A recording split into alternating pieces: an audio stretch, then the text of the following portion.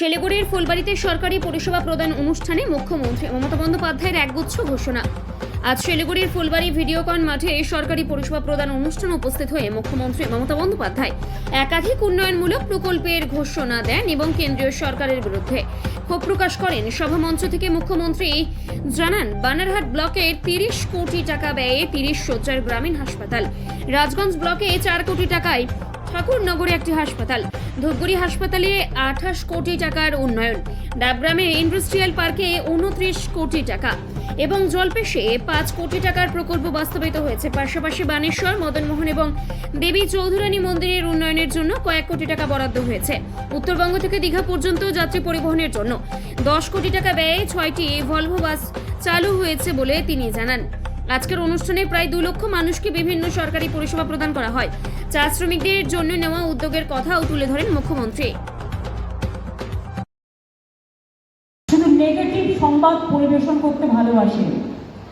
কালকে 3.5 ঘন্টার ওপর সঞ্জয় টিপ্রেওয়ালার এখানে আছে, আমার সিএসরা সকলেই আছে, আমরা মিটিং করলাম। বলছি কত ইনভেস্টমেন্ট হয়েছে তো বললো না, কেন বলবে আপনাকে? আপনি কে যে আপনাকে বলতে হবে? যারা ইনভেস্ট করবে এটা তাদের স্বাধীনতা। কে কি বিজনেস করবে, কিভাবে করবেন, কোন খাতে করবেন, এ নিয়ে দুশ্চিন্তা করার কোনো কারণ নেই।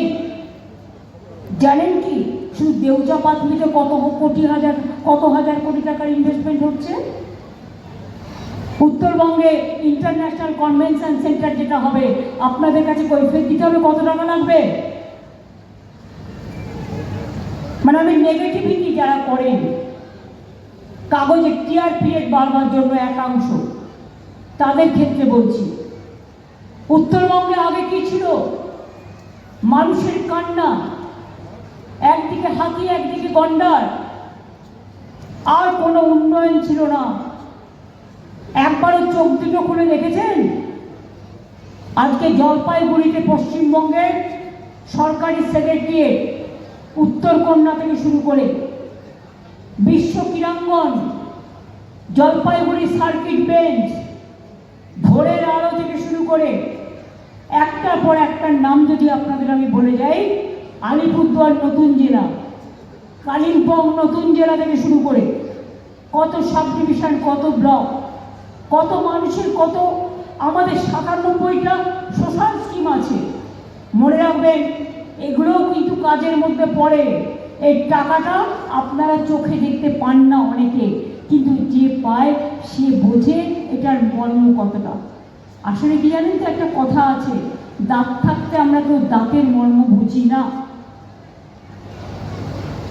দাঁতের মর্ম বোঝার চেষ্টা করুন। মমতা ব্যানার্জির বিরোধিতা করতে গিয়ে সারাক্ষণ পশ্চিমবঙ্গ সরকারকে গালাগালি দিন আর বাংলাটাকে অপমান করুন। মনে রাখবেন, চিরকাল বাংলার মানুষ এই জিনিস সহ্য করবেন না। বাংলার মানুষ বাংলার বদনাম দেখতে চায় না।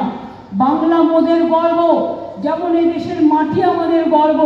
আমরা স্যালুট জানাই আমাদের সেনা জওয়ানদের, তেমনি এই মাটিকে আমরা সম্মান জানাই, স্যালুট জানাই।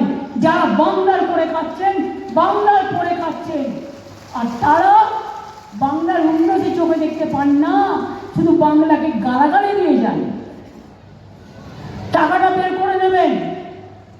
এই যে আজকে কত করে উদ্বোধন হলো, আজকে ধরুন প্রায় 12 লক্ষ